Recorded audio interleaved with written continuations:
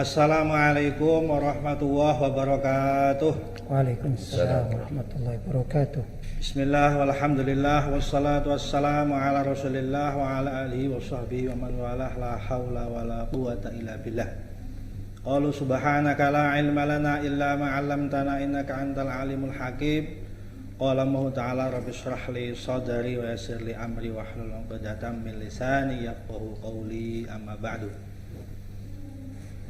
Para pemirsa, pada kesempatan hari ini alhamdulillah kami bisa bertemu dengan para guru-guru, para habaib, para kiai yang sangat diperlukan pendapatnya, sangat ditunggu-tunggu oleh umat tentang sikapnya, terutama dalam kesempatan yang berbahagia pada hari ini. Kami ingin menanyakan kepada para beliau hadir di sini, Al-Mukarram Al-Habib Muhammad bin Ahmad Fat'ak, Al-Mukarram Kiai Haji Lutfi Basori, Al-Mukarram Kiai Haji Muhammad Idrus Romli, yang merupakan para sesepuh Ahlus Sunnah wal Jamaah. Pada kesempatan hari ini kami ingin membahas tentang tema yang meresahkan pada akhir-akhir hari ini, yaitu tentang bagaimana banyaknya penistaan terhadap agama, terutama agama Islam yang kita cintai bersama. Baik kita dengar langsung dari lisan-lisan, dari mulut-mulut orang-orang yang dianggap terkenal di negara ini, atau tersebar melalui media-media sosial, dari Facebook, dari Twitter, dari Instagram, dan berbagai media sosial yang lain. Maka izinkanlah pada hari ini saya akan meminta fatwa, meminta pendapat dari para ulama-ulama kita tentang beberapa hukum dan sikap terhadap penista agama. Langsung saja mungkin saya mulai pertanyaannya. Yang pertama, sekarang banyak sekali kita lihat fenomena orang-orang yang menghina ajaran Islam. Sebenarnya bagaimana sikap para sahabat Nabi terdahulu dalam menanggapi penghina atau penista agama Islam?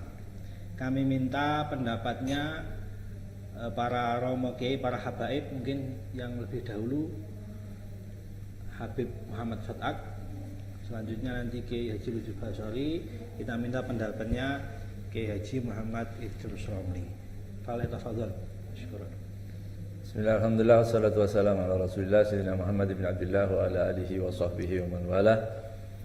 Mungkin lebih tepatnya bukan fatwa, kita hanya menukil pendapat para ulama yang sudah berfatwa bahwa penghinaan kepada agama yang memang luar biasa, ini abnormal di negeri ini, yang sebelumnya belum pernah terjadi. Dan kalau hukumnya sudah pasti haram, bahkan kalau sampai kepada baginda Nabi Muhammad SAW, dan tentang kemuliaannya itu para ulama menyepakati dia mencapai kepada kufur. Orang tadi sampai kepada kekufuran.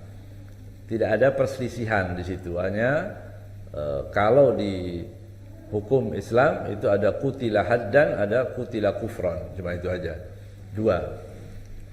Dan yang terjadi banyak ini kita sungguh kita sayangkan, dan ini wewenang pemerintah yang kurang tegas terhadap para penista. Makanya mereka enak sekali, bahkan kadang-kadang iseng-iseng untuk mencari popularitas supaya dijadikan berita. Dan yang lebih berbahaya lagi, yang kita khawatirkan, kalau ada peternaknya, itu ada donaturnya, ada yang memelihara yang seperti itu. Jadi saya hanya menyampaikan pendapat para ulama haram dan itu kewajiban gitu. Seperti banyak ditulis oleh para a'immah dalam kitab-kitab beliau, di antaranya Imam Subki, imam-imam yang lain yang mencatat tentang itu, bahwa berkewajiban adalah pemerintah. Jadi ini salah satu yang perlu diperhatikan oleh pemerintah, jangan berlarut-larut.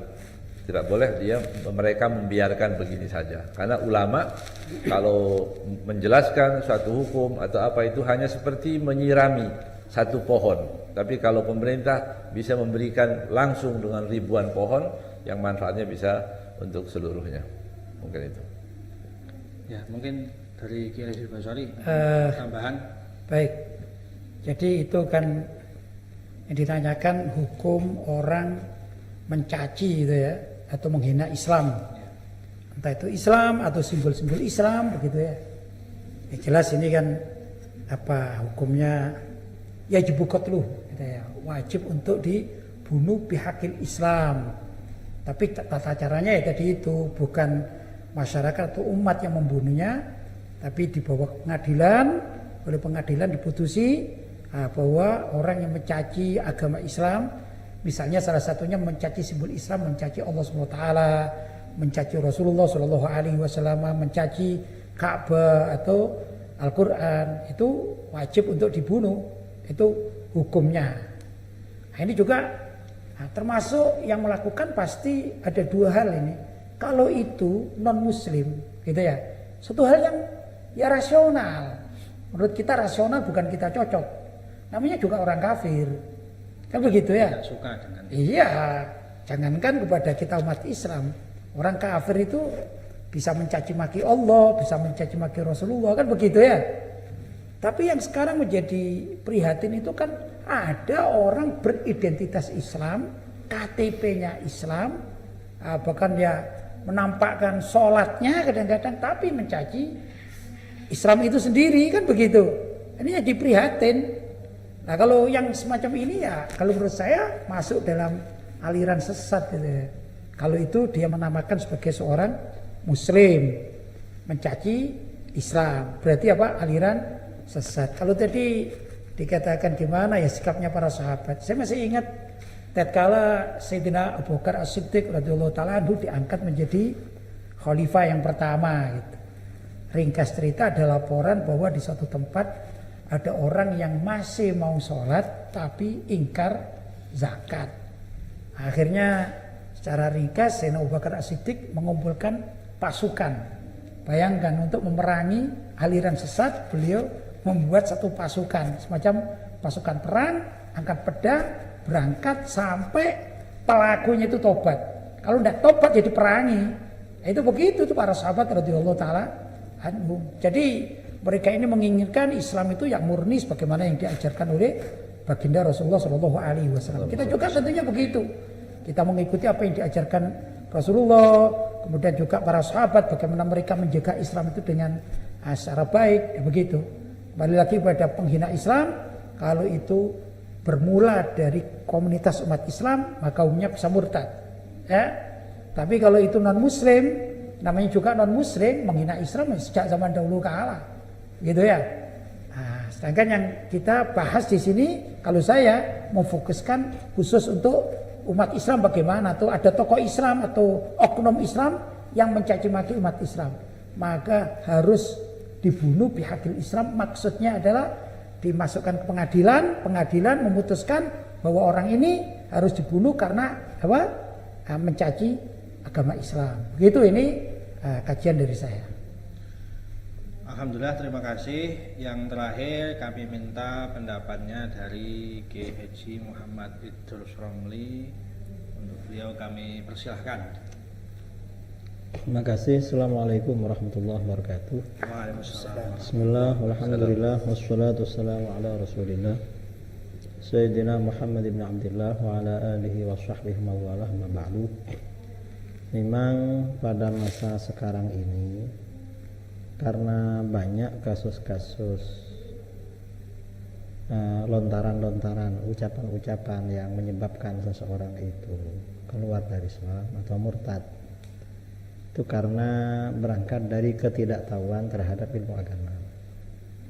Karenanya para ulama, para asatidz, para habaib, para kiai pada masa-masa seperti sekarang ini perlu untuk menjelaskan tentang sebab-sebab kufur, sebab-sebab murtad kepada umat Islam. Insyaallah kalau itu diterangkan di mana-mana, insyaallah bisa berkurang. Karena ini kurangnya kesadaran masyarakat, kebanyakan faktor karena tidak tahu, sehingga mudah terpengaruh. Kalau masalah hukum, tadi sebelum saya Habib Muhammad Kiai Lutfi sudah menjelaskan. Tapi karena memang zaman akhir seperti sekarang ini zaman fitnah, maksudnya fitnah-fitnah kufur dan fitnah-fitnah aliran sesat, maka berarti ini merupakan pesan secara tersirat kepada para ahli ilmu untuk membentengi akidah umat agar tidak terpengaruh. Jadi itu kira-kira 200 tahun yang lalu pengarang kitab Sulam, ya, dalam Sulam Taufik itu, karena banyak orang-orang yang mengucapkan perkataan yang menyebabkan maksiat bahkan kufur katanya 200 tahun yang lalu, akhirnya beliau mengarang kitab Sulam Taufik. Banyak bab-bab masalah-masalah murtad kufur dijelaskan di situ, berbeda dengan kitab-kitab yang lain. Dan sekarang ini kasus-kasusnya lebih banyak dan lebih terang-terangan. Karena itu ini perlu para ulama, para habaib, para asatidz berlomba-lomba menjaga akidah umat agar tidak larut dalam fitnah-fitnah kufur atau fitnah-fitnah aliran sesat. Saya rasa itu pesan dari saya. Assalamualaikum warahmatullahi wabarakatuh. Waalaikumsalam warahmatullahi wabarakatuh. Alhamdulillah kita sudah mendengar tanggapan dari para ulama, para habaib tentang sikap para sahabat Nabi terdahulu dalam menanggapi penghina atau penista Islam. Mungkin pertanyaan kedua ini karena kita adalah orang yang bermadhab Ahlus Sunnah wal Jamaah. Selanjutnya mungkin kita nanti akan meminta jawaban tentang bagaimana sebenarnya pandangan para a'immatul mazahib, yaitu Imam Abu Hanifah, Imam Malik, Imam Syafi'i, Imam Ahmad bin Hambal tentang sikap terhadap para penista agama dalam kacamata hukum fikih. Kembali kami mungkin minta yang pertama kepada Habib Muhammad bin Ahmad Fatak untuk menyampaikan jawabannya. Fadhal. Penghinaan kepada Sikap dari para a'immatul madzhab tentang hukum dalam kacamata fikih, hukum terhadap para penista agama. Dari madzhabul arba'ah itu yang paling tegas, lugas, itu pendapat daripada Al-Imam Malik. Maka diteruskan di banyak kitab-kitab seperti Asy-Syifa, bagaimana orang yang menghina atau melecehkan agama, dan terkhusus untuk Sayyidina Muhammad sallallahu alaihi wasallam. Dengan mazhab Malik juga atau para ulama yang mengatakan bahwa apabila jangankan melecehkan, tapi man kadzaba alayya falyatabawa maq'adahu minan nar, itu dikatakan oleh para ulama kalau orang berdusta kepada Rasulullah SAW, ucapannya hadis-hadis palsu, dikatakan bahwa ini hadis Rasulullah SAW, itu ancamannya falyatabawa maq'adahu minan nar. Begitu juga menceritakan tentang sifat, bahkan jangankan menghina, ya, itu berarti kan dia menfitnah yang tidak ada pada Nabi Muhammad SAW. Sifat Nabi diceritakan dengan yang tidak sesuai, yang nggak pernah ada riwayat tentang Nabi Muhammad SAW pun itu sudah diancam, begitu termasuk dalam ancaman itu. Bagaimana dengan yang menghina? Mungkin maksud saya begitu. Kalau orang yang mensifati saja yang tidak ada pada Nabi itu diancam, falyatabawa maq'adahu minan nar, dia dipersiapkan masuk ke dalam neraka, apalagi dia menceritakan tentang atau menghina, mencaci ajaran Nabi Muhammad SAW, menuduh ajaran-ajaran Nabi dengan ajaran yang tidak pantas. Itu jelas sepakat para ulama. Cuma bedanya, bahkan Imam Malik lebih keras lagi, tidak ada tobatnya. Imam Subki mengatakan kalaupun tobat, orang yang mencaci Nabi itu yukhsha alaihi su'ul khotimah. Maka kita lihat ada orang yang dulu pernah menghina syariat Nabi Muhammad, akhirnya dia murtad. Dan itu terjadi. Ya, beberapa tahun yang lalu dia menghina syariat Nabi Muhammad, adzan dan sebagainya. Sekarang kita dapati murtad. Murtad itu adalah sanksi dari Allah Subhanahu wa taala. Mungkin itu. Ya, itu dari pendapat Habib Muhammad Khattak. Selanjutnya kami minta pendapatnya dari Kiai Haji Lutfi Bakhri. Ya, kalau di dalam kitab Asy-Syifa karangan Imam Qadhi Iyad Al-Yahsubi, beliau bermadzhab Maliki ya, mazhab itu sebenarnya bahasan ini panjang lebar diterangkan di situ. Jadi yang ringkasnya, siapa orang yang mencaci gitu ya, Islam dalam artian mencaci Nabi, mencaci Allah SWT, pokoknya simbol-simbol Islam itu pertama hukumnya yakfur. Jadi pencacian itu, sabbun Nabi itu yakfur. Kalau ada orang Islam mencaci Nabi, maka pencacian yang dia lontarkan oleh si muslim ini menyebabkan kekufuran. Apa sanksinya? Pertama, jumhurul ulama mengatakan ustutiba. Orang yang melakukan itu harus dimintai taubat. Begitu ya. Kalau bertobat ya sudah bertobat. Tapi kalau tidak mau bertobat, yuktal. Itu menurut para ulama. Maka orang ini harus dibunuh bihaqil Islam. Maksudnya bihaqil Islam itu lewat pengadilan, sebagaimana tadi saya sampaikan. Jadi para ulama kita nih ya, ulama ahlul mazhab itu ya, ini luar biasa. Kalau kita mau rajin mutalaah, maka kita tahu. Yang repot kan begini kadang-kadang. Zaman sekarang ini ada orang yang berpikir untuk masalah hukum itu sesuai dengan pikirannya. Aduh kasihan, aduh gak pantas, gak enakan sama itu, gak enakan sama ini, biarkanlah itu kan. Tapi semestinya ya seorang ulama atau juga ustadz atau yang mengerti hukum, bahkan juga umat Islam itu kalau melihat sesuatu seperti penistaan terhadap agama, jangan dipikir secara rasional. Apa kata para ulama terdahulu? Kan begitu. Apa kata ahli ijtihad? Begitulah. Maka kita temui dikatakan salah satunya jumhurul ulama mengatakan sabbun Nabi misalnya, sabbullah itu yakfur. Maka bisa menjadikan orang itu kufur. Gitu ya. Nah, kalau dia dari muslim kemudian kufur berarti murtad. Nah, itu sama saja dengan mengganti agamanya.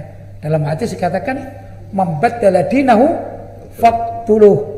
Siapa orang yang menggantikan agama atau murtad faqtuluhu, maka bunuhlah dia. Bukan bunuh di jalanan gitu kalau kita ya, sebagai Ahlussunnah wal Jamaah, tapi lewat pengadilan. Begitulah. Jadi harus dari pihak yang berwenang. Betul, dari pihak berwenang. Ya. Kalau ulama kita di Indonesia ya harus lapor, harus menyerahkan urusan ini kepada pengadilan atau pada aparat, dan dimohon aparat melanjutkan pada pengadilan sehingga ada sanksi dari penegak hukum. Begitu kalau kita di Indonesia. Cuman kita kan bicara masalah syariat kan gitu. Ya. Baik. Selanjutnya dari Kiai Idul Romli untuk. Terima kasih ya. Masalah memaki-maki agama. Memaki-maki agama ini oleh para ulama, hukumnya dijelaskan bersamaan dengan hukum menista atau memaki-maki baginda Rasulullah SAW. Dan itu pernyataan para ulama sepakat, berbagai mazhab ulama salaf mengatakan murtad dan dibunuh. Kitab yang menyebutkan itu yang populer, yang klasik itu namanya Asy-Syifa bi Ta'rifi Huquqil Mustafa. Kemudian dari kitab Asy-Syifa itu sebagian poinnya dikutip oleh Imam An-Nawawi dalam kitab Raudhatut Talibin. Nah, ada lagi kitab khusus ya selain kitab Asy-Syifa yang menjelaskan masalah itu dari mazhab Hambali, Syekh Ibnu Taimiyah. Syekh Ibnu Taimiyah punya kitab khusus masalah ini, Asy-Syaribul Maslul ala Syatimir Rasul. Lalu Imam Taqiyuddin As-Subki, mazhab Syafi'i. Kalau Ibnu Taimiyah ini mazhabnya Hambali, Asy-Syifa ini mazhabnya Maliki. Lalu yang dari Syafi'i, Imam Taqiyuddin As-Subki punya kitab namanya As-Saiful Maslul ala man sabbar Rasul sallallahu alaihi wasallam. Satu jilid. Saya punya kitabnya yang siapa? Imam Taqiyuddin As-Subki. Kemudian yang dari mazhab Hanafi, ini kan Maliki sudah ada. Kan tadi mazhab 4 kan? Saya sebutkan. Yang Hanafi itu dijelaskan di dalam Rasail Ibnu Abidin. Ibnu Abidin punya kitab khusus yang dicetak di dalam Rasail Ibnu Abidin itu, dan itu memang kutipan-kutipan dari Imam As-Subki, Taimiyah, Qataiyat. Artinya semuanya sepakat di dalam masalah ini bahwa yang bersangkutan itu ya dibunuh dan murtad itu kalau muslim. Jadi seperti itu. Saya rasa itu ya melengkapi informasi yang disampaikan oleh dua tokoh kita, Maulana Habib Muhammad Fadaat dan Kiai Lutfi Baswari. Alhamdulillahirrahmanirrahim, jawabannya sangat lengkap sekali. Para pemirsa nanti bisa disimak kajian ini, dan kami akan melanjutkan beberapa pertanyaan tentang penistaan agama. Tadi kita sudah bahas sikap dari para sahabat Nabi, selanjutnya dari para a'immatul madzahib al-arba'ah yang 4, yaitu yang ketiga. Selanjutnya yang pertanyaan ketiga adalah bagaimana cara kita mengetahui atau batasan yang harus dijaga supaya umat tahu mana ini yang menista agama, mana yang tidak. Karena ini yang paling penting untuk kita ketahui sebelum menghukumi bahwa ini adalah penistaan terhadap agama ataukah tidak. Nah, itu. Jadi batasan-batasan yang harus dijaga dan umat tahu mana kata-kata atau perbuatan atau mungkin pekerjaan, kelakuan yang di situ menista agama dan mana yang tidak. Seperti itu pertanyaannya. Yang pertama kami minta kembali kepada Habib Muhammad Fadaat untuk menjawabnya. Sebelum harus kita jawab, semestinya juga kita harus mengerti nabi, agama itu yang sangat sakral. Jadi wajib disampaikan dengan bahasa-bahasa yang santun. Harus nggak boleh kita sembarangan memainkan agama. Itu juga kadang-kadang walaupun tidak niat, itu saya bilang nggak niat, saya nggak niat menista, tapi dengan kelakar-kelakar yang dengan bercanda yang berlebihan, kata-kata kotor itu tidak layak. Itu yang harus dikoreksi untuk para dai yang mau ikut Nabi Muhammad SAW, yang mengidolakan Nabi ya harus ikut Nabi Muhammad SAW. Jadi kalau kita sudah terbiasa untuk mengagungkan Nabi, itu tidak akan keluar bahasa-bahasa yang tidak pantas, yang tidak santun untuk Rasulullah Shallallahu Alaihi Wasallam. Juga malaikat, kadang-kadang kita sering dengar juga malaikat itu disebut Jibril dipanggil Bril. Kamu dari mana? Itu bahasa-bahasa yang sangat nggak pantas. Apalagi malaikat Jibril itu disebutkan innahu la rasulun karim. Allah yang mengatakan rasulun karim, itu utusan yang mulia yang wajib kita muliakan. Itu dulu. Juga Rasul sallallahu alaihi wasallam harus kita agungkan gitu. Jadi pengagungan kepada Nabi itu insya Allah berdampak kepada orang-orang akan mengerem. Tapi kalau kita sendiri banyak ucapan-ucapan seperti diartikan wajadaka dhallan fahada, diartikan Nabi itu sesat, itu karena kebodohan, Karena ketidakmengertian itu juga menjadi peluang orang lain untuk berbicara lebih nggak sopan lagi. Itu adapun batasannya para ulama sudah menjelaskan, apapun yang ada ihanah, ada peremehan buat Nabi Muhammad SAW atau buat agama, itu semua masuk ke dalam batasan itu. Walaupun seorang ulama yang waktu ditanya dia berobat, minum obat, kemudian berapa kali dia mengatakan alangkah tidak mengertinya kamu tentang pengobatan, tentang kedokteran. Itu maksudnya karena dia minum sesuatu yang sudah dianjurkan oleh Nabi dan dia nggak sembuh-sembuh. Itu para ulama mengatakan dia sebut kufur. Jadi kembali ta'rif yang jelas itu, semua yang ada ihana, pelecehan, itu masuk di dalam tadi itu yang dilarang, yang harus kalau bahkan para ulama menyebutkan imamah, begitu ya. Imamah itu kalau umaymah katanya, ya, imamah kecil dengan tujuan menghina atau meremehkan Nabi, itu pun sudah bisa. Tapi mungkin bisa ditambahkan bagaimana batasannya. Silakan. Mungkin langsung ke Baik. Kalau kita bicara ini kan apa yang kita bahas sebenarnya min asbabir ridda kan gitu ya.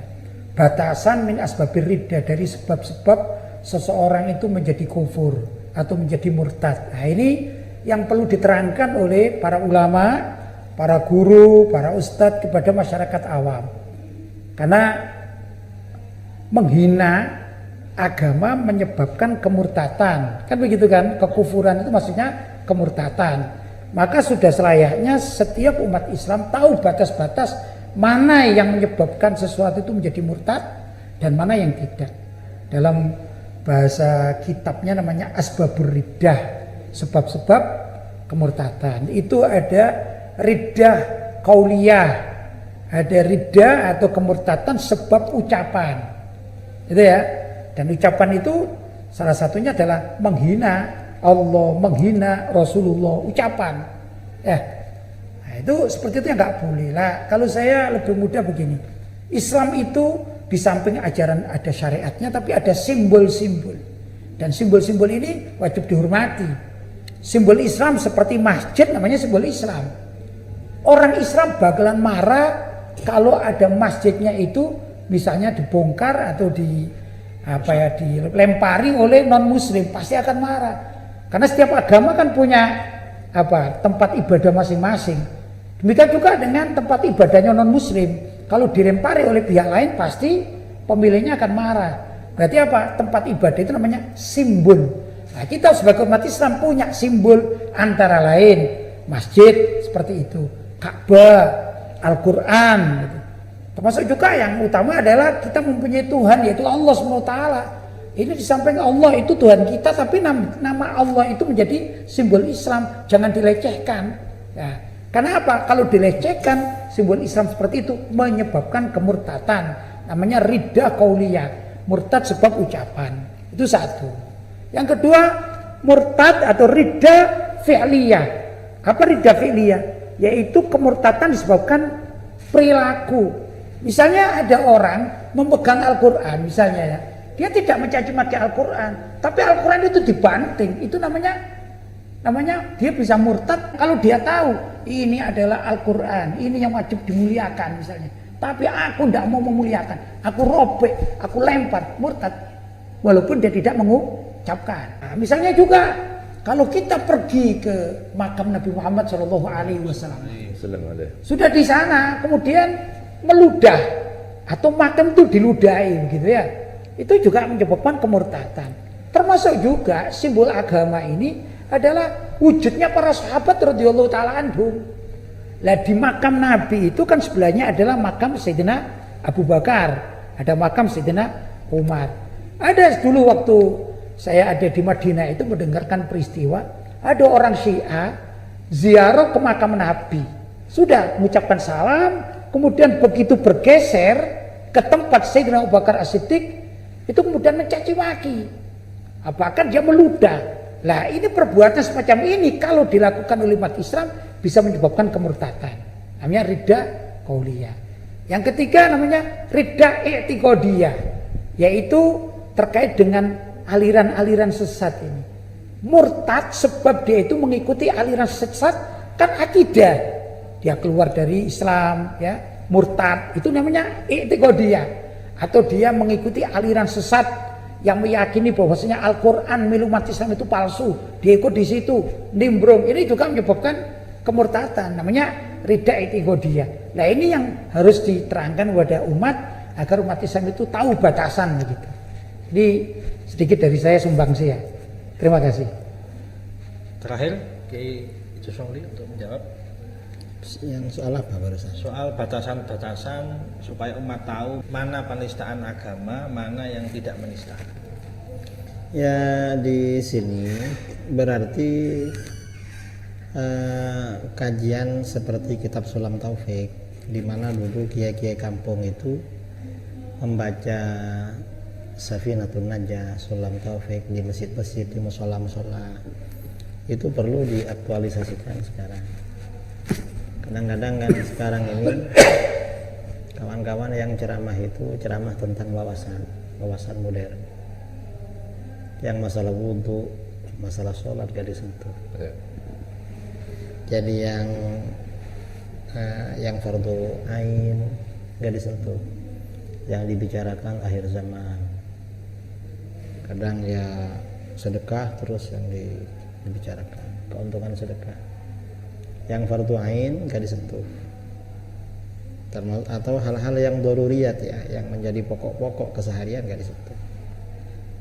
Dan karena sekarang ini memang fitnah kufur, fitnah sesat ini ramai. Jadi perlu memang kajian-kajian tentang bab kufur dan riddah itu diaktualisasikan agar masyarakat itu paham. Saya rasa seperti itu. Wallahu a'lam. Terima kasih untuk jawabannya.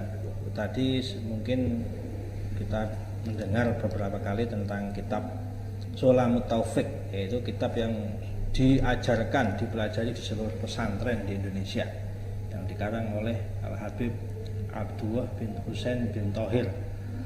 Selanjutnya, sebagaimana sudah kita ketahui, yaitu tentang hukum dan juga tindakan yang dilakukan oleh para sahabat dan para ulama a'immatul madzhab, ulama salaf, tentang bagaimana hukum penista agama, ada yang diperangi, ada yang dibunuh dan sebagainya tadi yang seperti kita dengarkan. Sekarang untuk konteks di Indonesia ini bagaimana? Apakah mungkin diterapkan seperti itu atau mungkin mekanismenya seperti apa? Karena sebagaimana kita tahu Indonesia ini punya konstitusi sendiri yang mungkin belum bisa diterapkan apa yang ada dalam kitab-kitab Ahlussunnah wal Jamaah secara sempurna. Nah, ini untuk konteks Indonesia itu bagaimana? Nah, mungkin seperti itu pertanyaannya. Monggo pada Habib Muhammad Fat'af untuk menjawab pertanyaan. Mungkin kita hanya bisa rajin-rajin melaporkan saja. Ikhtiarnya kita cuma begitu. Karena kalau enggak mungkin, enggak ada cara lain. Kita mau bertindak nggak bisa, ya paling enggak itu wakil rakyat kita kasih info, kemudian pejabat-pejabat itu kita dekati, kita jelaskan hukum ini nggak main-main. Artinya hukum dari Allah Subhanahu Wa Taala itu kalau tidak diindahkan kan artinya berdampak dengan dosa dan sebagainya. Siapa penanggungnya? Ya orang-orang yang berkuasa itu. Jadi itu sayangnya para ulama kepada para pemimpin, para penguasa, ya kita sampaikan kepedulian kita, jangan dibiarkan ini berlarut-larut seperti ini. Mungkin cuma itu yang bisa kita lakukan, karena kalau kita dibiarkan begitu saja semakin banyak, ini pun sebagian sudah terhukum tapi belum jera kan. Dengan hukum yang ada ini belum jera, kayaknya kurang. Ini perlu dosisnya perlu ditinggikan lagi, ditingkatkan lagi sampai ada efek jera bagi orang-orang yang melecehkan itu tadi. Ya, mungkin itu yang bisa kita lakukan di negara seperti ini yang tidak menerapkan hukum Islam. Ya kita rajin aja melaporkan, kita jelaskan. Kemudian dari saudara kita dari kepolisian dan apa itu mungkin perlu silaturahmi juga, betapa pentingnya kita menjaga tadi kesucian agama itu. Ya intinya kita menyampaikan, melaporkan kepada mereka yang berwenang untuk menangani. Ya. Selanjutnya kita minta jawaban dari Kiai Haji Lutfi Basori. Ya begini ya, secara jujur kita umat Islam itu kan mayoritas di Indonesia itu. Pejabat kita juga banyak yang Islam gitu ya, pejabat-pejabat kita. Baik itu TNI maupun sipil itu kan banyak umat Islam. Pertama mungkin ya menurut saya itu kita yang mengerti masalah ini menyampaikan. Begitu. Hampir sama dengan Habib Muhammad Fat'at tadi ya. Cuman begini kalau saya, orang yang ahli tulislah. Entah itu lewat koran, lewat majalah. Jadi kalau misalnya kita fokus masalah bahaya murtad misalnya, atau bahaya mencaci agama Islam dengan segala macam yang kita bahas tadi itu ditulis. Yang bagi ahli penulis, kan penulis kita banyak, wartawan kita yang muslim itu banyak sekali ya. Maka daripada sekedar mencari sensasi atau berita yang tidak ada manfaatnya, kan lebih baik untuk mengurusi agama semacam demikian. Dia bekerjanya masih dapat honor dari tulisannya, tapi dari sisi dakwah dia dapat pula. Ya sudah banyak dilakukan, tapi masih kurang maksimal. Itu dari segi tulisan. Kemudian yang ahli dakwah jangan segan-segan gitu menguraikan, menyampaikan masalah bahayanya di tengah masyarakat seperti itu. Sampai nanti masyarakat tahu, terutama aparat itu tahu. Kalau aparat itu tahu dan kita yang berwenang tahu, pemerintah tahu, maka enak kita koordinasinya enak gitu. Jadi para ulama pun kalau bisa dekat ya dengan aparat untuk menyampaikan kepentingan ini, sehingga kalau ada apa-apa gerak bersama. Saya punya pengalaman karena saya aktif beberapa tahun di Majelis Ulama Indonesia ya. Itu kalau ada aliran sesat atau penistaan terhadap agama gitu ya, itu dulu kita koordinasi dengan aparat. Nah, di Malang, saya sebagai warga Malang, dulu pernah terjadi ada sekelompok orang non muslim melemparkan Al-Quran di lantai, kemudian bergaya seperti akan menghina Al-Quran gitu, di video. Sama itu masih videonya kaset gitu ya, CD gitu. Saya dapat itu. Kemudian kita melapor kepada aparat dengan buktinya konkret, dan saya masih ingat itu dilakukan di Hotel Asida namanya, di Batu. Sudah, akhirnya kita koordinasi dengan betul-betul pakar-pakar agama kita datangkan dari beberapa ormas Islam, kemudian juga dari segi dosen bahasa yang mengerti itu bagaimana apakah yang dikatakan di dalam video ini termasuk penistaan agama. Setelah divonis penistaan agama, maka bekerja sama antara ulama dan umaro atau aparat. Alhamdulillah pada akhirnya ada 40 orang kalau tidak salah itu ya. Jadi pelakunya 40 orang semua diamankan oleh aparat. Ya paling tidak itu yang bisa kita lakukan agar mereka jera begitu. Demikian juga dengan penista-penista agama, khususnya Islam yang sekarang ini. Maka tidaklah ada ya komunitas seperti kawan-kawan advokat yang muslim, dosen yang muslim, yang ahli hukum yang muslim. Kenapa? Karena mereka ini tahu jalurnya itu harus bagaimana. Itu di samping ada tokoh-tokoh ulama, tokoh-tokoh aktivis, maka dirangkul lah dosen-dosen yang ahli hukum, gitu ya, advokat dan lain sebagainya. Pokoknya dilibatkan. Demikian juga kita bisa secara intern atau pribadi menghukumi person-person yang betul-betul ingin menyelamatkan Islam, tapi mereka ini ada di pemerintahan, ada di DPR, ada di kepolisian, ada di TNI. Nah, itu kita ajak untuk berembuk. Mudah-mudahan dengan demikian bisa diselesaikan.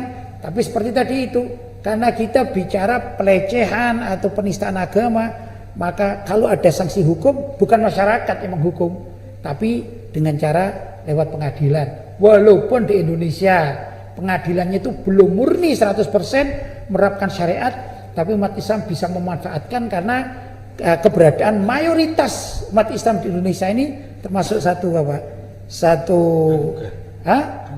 anugerah, dan itu senjata untuk menyelamatkan kita akidah umat Islam. Gitu kalau menurut saya. Terakhir Ki Idrus Romli untuk menjawab, silakan.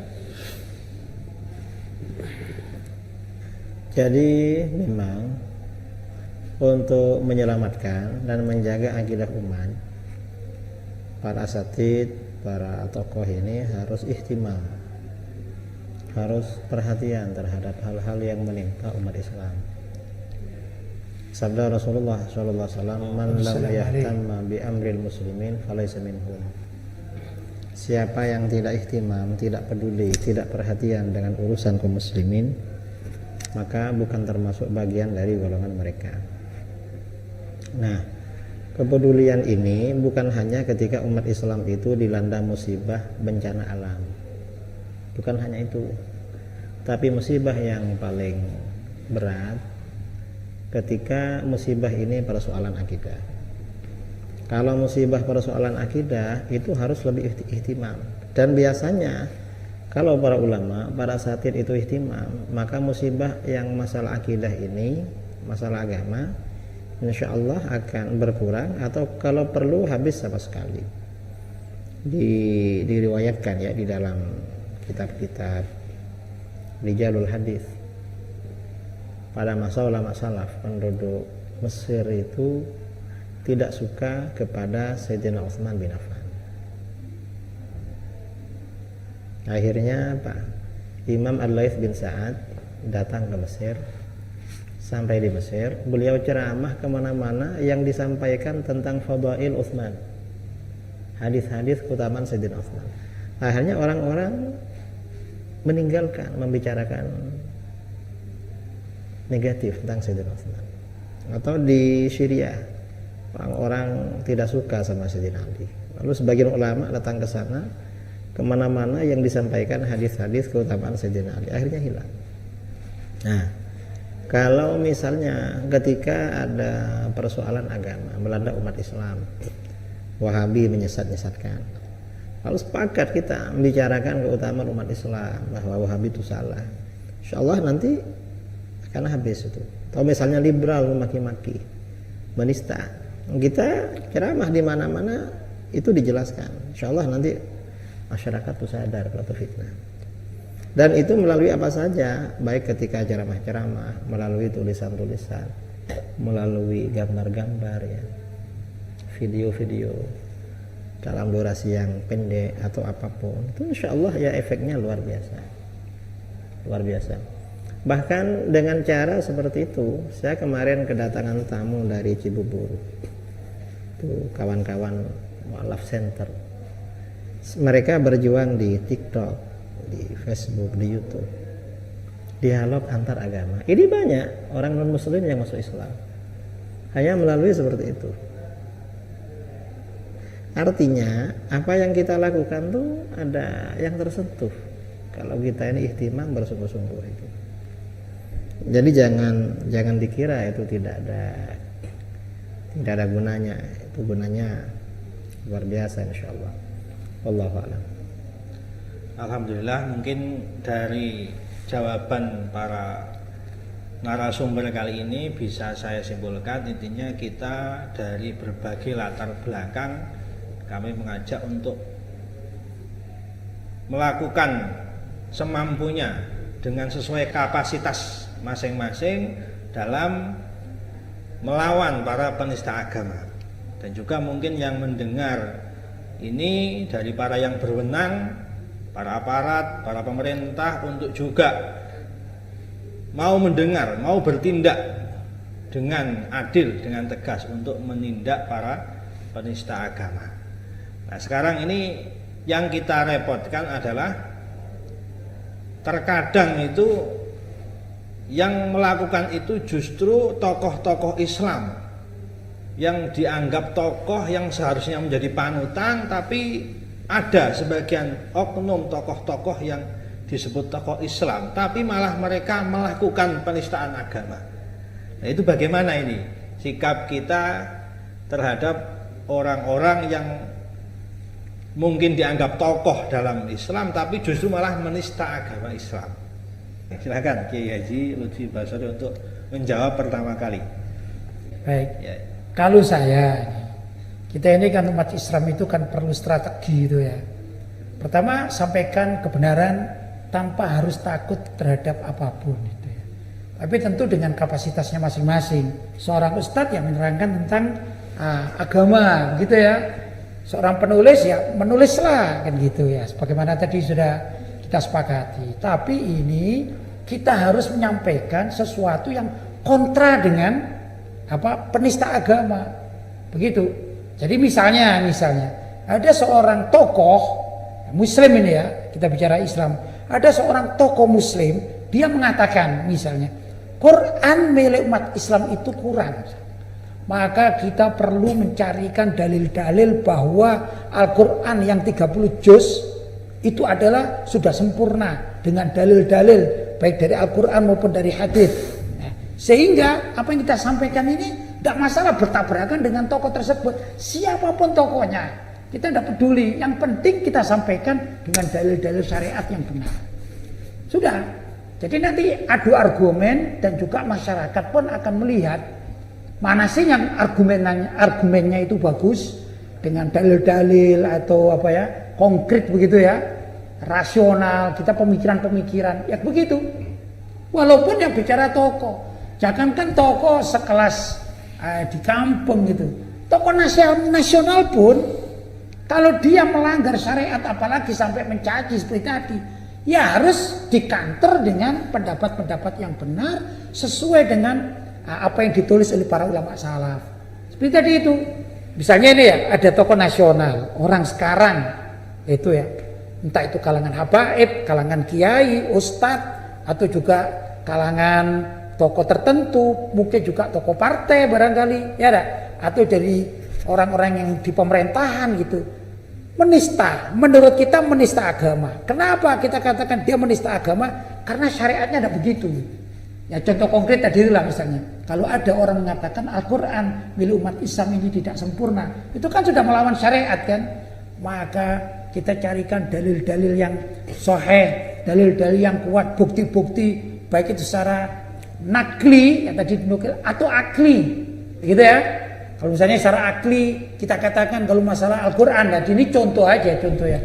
Bagaimana kalau Al-Quran itu palsu dikatakan, padahal hafidul Quran atau hufadul Quran ini mendunia, dan setiap hafid yang sini dengan negara lain sama yang dibaca, demikian dan seterusnya, itu masalah akliyah. Nah kita sampaikan kepada masyarakat. Insya Allah kalau sudah demikian, maka umat Islam yang asalnya tidak ngerti, nggak peduli menjadi tahu. Ini harapan kita. Ya, jadi bagi saya kita tidak perlu melihat tokoh itu fulan bin fulan, marganya apa, etnisnya apa, dari daerah mana, enggak.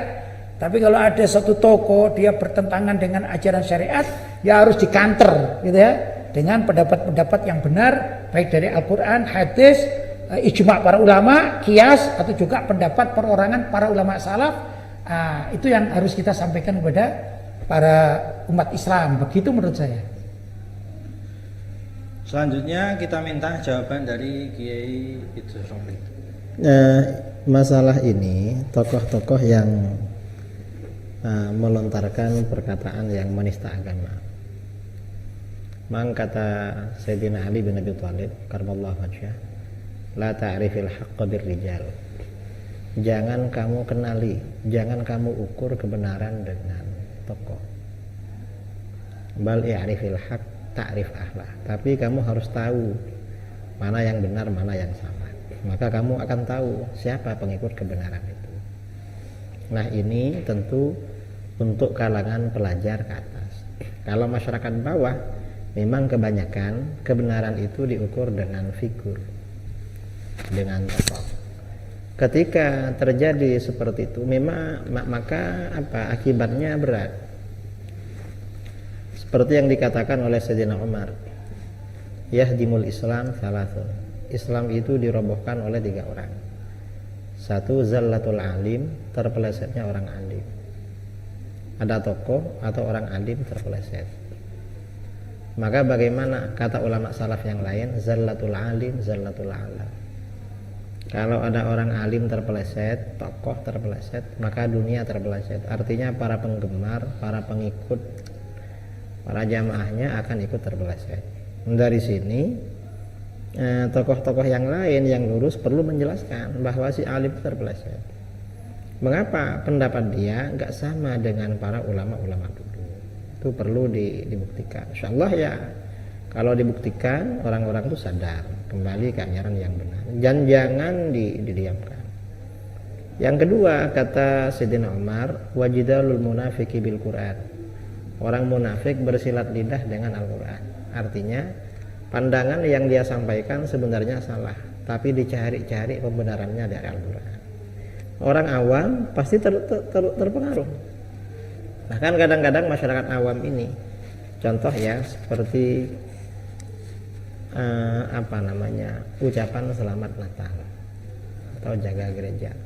Dari dulu ulama-ulama mengatakan haram. Lalu ada orang yang mengatakan jaga gereja itu nggak boleh, boleh misalnya. Yang lain haram. Lalu dia pakai dalil, mengapa? Wa ma arsalnaka illa rahmatan lil alamin. Kita rahmatil alamin, kasihan. Sebagian awam tuh malah ini alim-alim betul alim. Mengapa? Beda dengan yang lain bilang haram, ini dapat dalilnya kata. Jadi kalau kata orang awam ya begitu. Malah yang gitu itu katanya lebih alim dari yang lain. yang kontroversial Yang kontroversial itu dianggap alim. dianggap paling alim. Kadang masyarakat awam seperti itu. Nah, ini perlu dijelaskan ini bahwa apa yang dimaksud rahmatan lil alamin itu apa? Masuk apa enggak ke situ ranahnya? Dan harus dijelaskan memang. Dan banyak masyarakat begitu. Pokoknya yang lainnya haram dari dulu, lalu ada yang bilang halal. Nah, ini baru alim ini.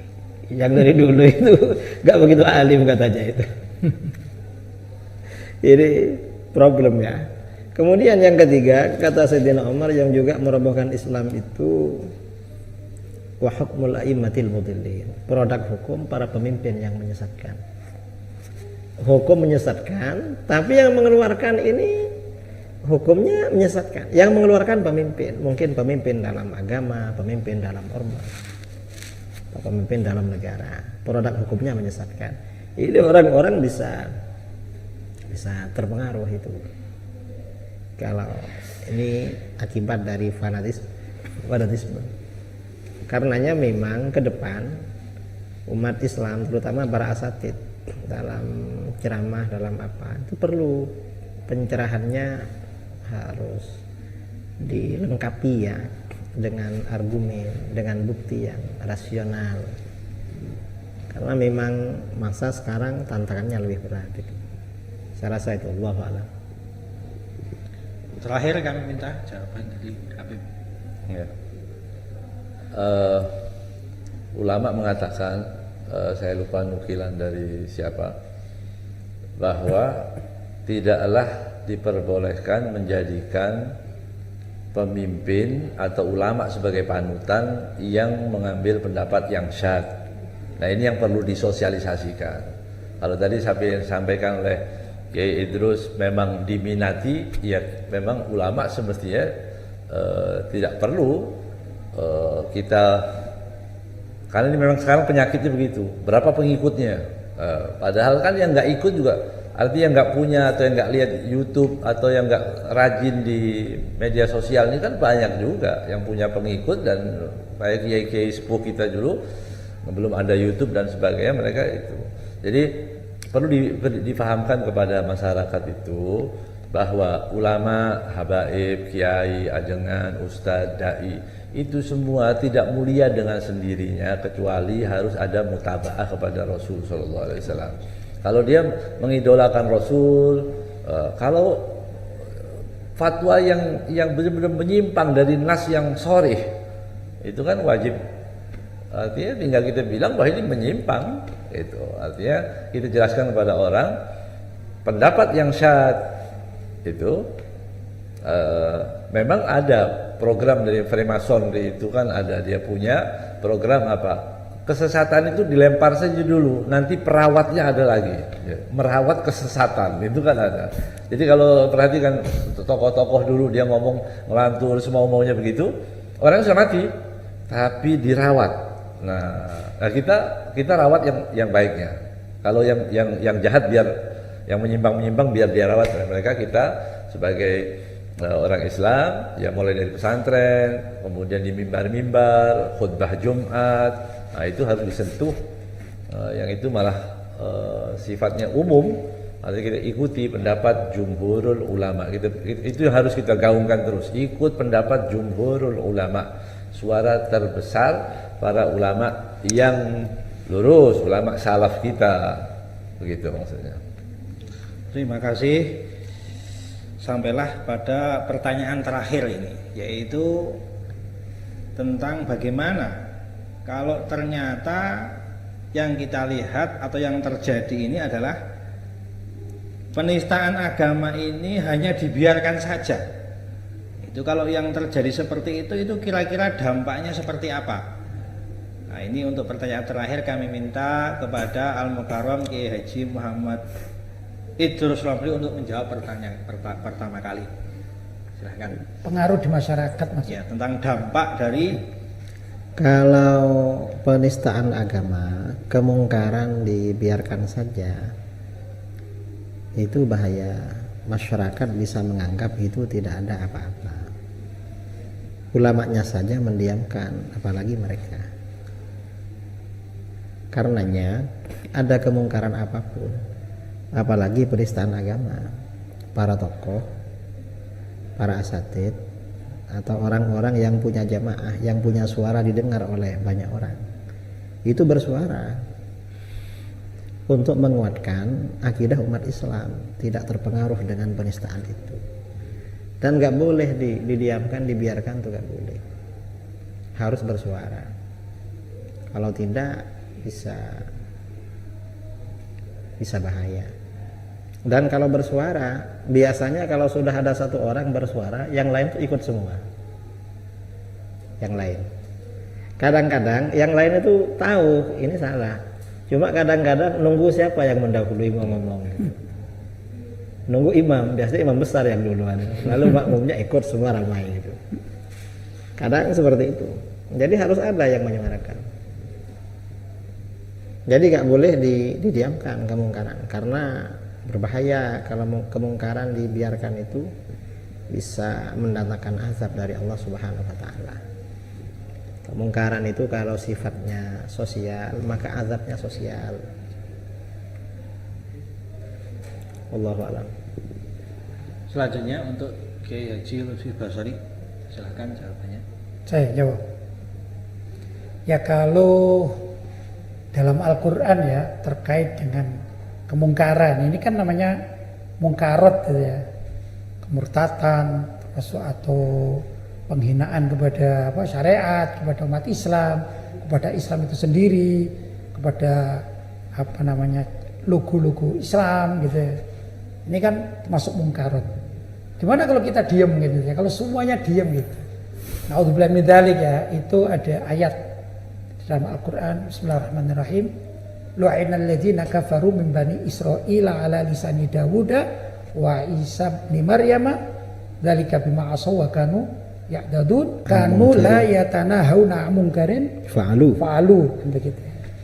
Dilaknatlah oleh Allah SWT maksudnya dari Bani Israel gitu ya, melewati lisannya Nabi Dawud dan Nabi Isa bin Maryam.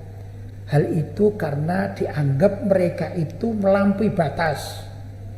Kemungkaran dari mereka itu melampaui batas, itu dilaknat. Apa sih yang dimaksudkan melampaui batas itu? Ya tadun itu apa?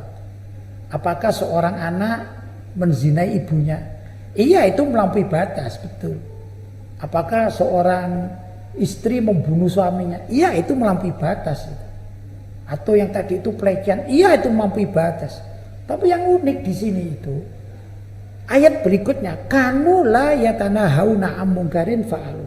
Termasuk yang melampaui batas yang dilaknat oleh Allah SWT adalah orang yang mengerti, khususnya termasuk juga umat Islam yang tahu bahwa itu ada pelecehan terhadap agama. Kok diam semuanya?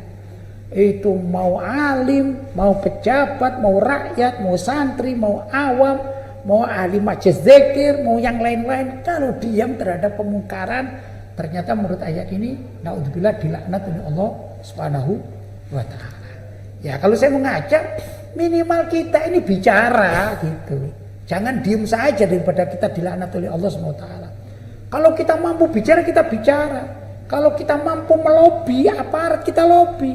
Atau melaporkan, kita laporkan. Pokoknya jangan diem.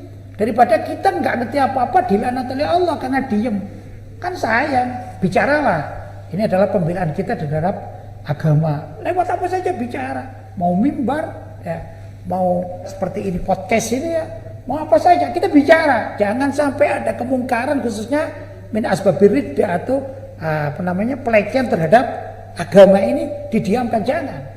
Yang punya kemampuan, ayo kita laksanakan apa yang kita mampu kita berikan untuk Islam agar Islam ini benar-benar lestari sesuai dengan ajaran yang diturunkan oleh Allah, diajarkan Nabi Muhammad SAW, dilestarikan oleh para sahabat, dilanjut lagi demikian sampai para ulama salaf, sehingga benar-benar kita ini mendapat keriduan dari Allah, bukan dilaknat oleh Allah. Itu sanksi dari masalah kajian syariatnya gitu ya. Yang kedua, kalau kemungkaran atau pelecehan terhadap agama dibiarkan, maka ini di kalangan umat Islam ya, semuanya diam, maka orang lain atau orang kafir akan mudah melecehkan Islam itu. Nah, apa yang nanti pengaruhnya? Kalau ada non muslim melecehkan umat Islam, semuanya diam. Suatu saat ada sekelompok orang gitu ya dari kalangan umat Islam membalas, menghina agama lain. Kalau agama lain itu nggak terima, apalagi di Indonesia ini ya ada 6 agama. Setiap dari pengikut agama mencaci agama-agama yang lain, semuanya diam. Aparat diam. Apa yang terjadi? Perang saudara. Maksudnya saudara sini perang, satu negara ini perang. Apakah itu yang akan kita inginkan? Kan tidak. Maka dengan menjaga kata-kata dan menghukum orang yang salah, menghukum orang yang menghina ajaran kita, apalagi ajaran Islam ya, itu sudah cocok. Entah dipenjara, entah dicambuk, mungkin saja ya pengadilan kita itu ingin memberlakukan syariat Islam, maka bisa dibunuh dalam artian dikisos atau ditembak mati, tapi yang menentukan adalah pengadilan, bukan masyarakat. Itu insya Allah Indonesia akan aman, nggak ada yang berani lagi untuk mencaci maki agama, baik orang Islam mencaci non Muslim atau non Muslim mencaci umat Islam, atau umat Islam mencaci agama sendiri, insya Allah tidak bakalan terjadi. Gitu menurut saya. Jelas? Baik. Jelas sekali, alhamdulillah. Terakhir kami minta untuk penutup pada kesempatan ini jawaban dari Habib Muhammad Fatak. Saya menambahkan sedikit bahwa banyak saya dengar dari beberapa ikhwan dai-dai muda itu, sekarang ada beberapa tokoh yang mendoktrin mereka untuk amar ma'ruf tanpa nahi mungkar. Jadi ini memang penyakit bahaya, ini bahaya, ditularkan rasa takutnya mau melepas tanggung jawab itu ditularkan kepada generasi muda, ini berbahaya sekali. Jadi memang harus setiap ada kemungkaran itu disampaikan, supaya menggugurkan dosa minimal, menggugurkan kewajiban sebagai orang yang berilmu, mengetahui bahwa itu satu kemungkaran, wajib bagi kita untuk meluruskan, untuk menjelaskan kepada masyarakat. Jangan takut orang kalkulasi, takut kehilangan masa, takut kehilangan. Biarkan kita nggak baik hubungan dengan manusia, yang penting kita hubungan dengan Rasulullah SAW itu baik. Syariatnya harus kita junjung tinggi, kita ajarkan, karena kita tidak akan mulia kecuali dengan dua, kuntum khaira ummatin ukhrijat linnas ta'muruna bil ma'ruf wa tanhauna 'anil munkar wa tu'minuna billah. Maka wajib bagi kita amar ma'ruf nahi munkar. Saya hanya menekankan lagi para dai-dai, jangan mencari posisi yang enak. Berdakwah itu aman gitu ya. Aman, enggak, tapi ada kewajiban. Di situ akan diberikan futuh oleh Allah, akan ditambahkan ilmunya, keberkahannya, kedekatannya dengan Allah Subhanahu wa taala. Kalau hanya mencari aman, itu tidak ada bedanya kita dengan para pedagang atau orang-orang abnaud dunya yang tidak ada tanggung jawab keilmuannya. Alhamdulillahirabbil alamin, sampailah kita di penghujung perbincangan pada kesempatan kali ini. Saya yang berkhidmah dalam kesempatan kali ini, Al-Fakir Muhammad Lutfur Rahman, mungkin banyak kesalahan, berkhidmah menjalankan agenda yang kebetulan bertepatan dengan musyawarah nasional Aswaja garis lurus. Semoga pertemuan kali ini bisa memberi manfaat kepada kita semua, kepada umat Nabi Muhammad SAW, dunia hingga akhiratnya. Kami atas nama pribadi sebagai moderator banyak kesalahan di sana sini. Semoga nanti kita bisa bertemu pada kesempatan berikutnya dengan tema lain yang lebih bermanfaat untuk kita semua. Hadza wa iyyakum ila shiratal mustaqim. Wallahul muwaffiq ila aqwamit thoriq. Assalamualaikum warahmatullahi wabarakatuh. Waalaikumsalam warahmatullahi wabarakatuh.